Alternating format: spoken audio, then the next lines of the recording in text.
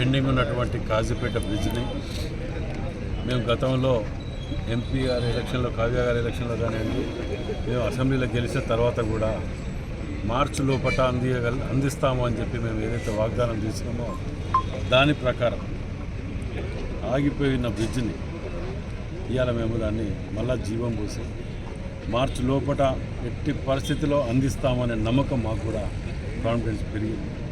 మరి వాటి తగ్గట్టు ముఖ్యమంత్రి గారిని, ఇన్ఛార్జ్ మినిస్టర్ శ్రీనివాస్ రెడ్డి గారిని, బట్టి విక్రమార్క ఫైనాన్స్ గారిని, ముగ్గురిని కూడా మేము బదిలాడుకొని వాటి ఫండ్స్ రిలీజ్ చేస్తూ, వారికి బిల్లును రిలీజ్ చేస్తూ ఆ కార్యక్రమాన్ని మనం ముందుకు తీసుకుపోయడానికి ఇవాళ చాలా సంతోషమైన విషయం ఏంటంటే మెటీరియల్ ఇలా 3-4 లారీలు రావడం జరిగింది.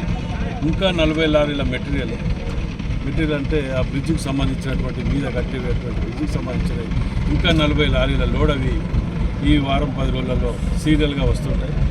మార్చి లోపల కాంట్రాక్టర్లు కానివ్వండి, అధికార యంత్రాంగం కానీ అందరం కలిసి, కలెక్టర్ గారు, ఎంపీ గారు, మేము అందరం కలిసి ఇక్కడ కూర్చొని మేము మీటింగ్ కూడా, దీని మీద 2 సార్లు మీటింగ్ కూడా జరిగింది, రివ్యూ మీటింగ్. దాంట్లో భాగంగానే దాని ఫలితమే ఇలా వర్క్ని ప్రారంభించడం చాలా సంతోషంగా ఉన్నది. మార్చి లోపల తప్పకుండా అందిస్తాం.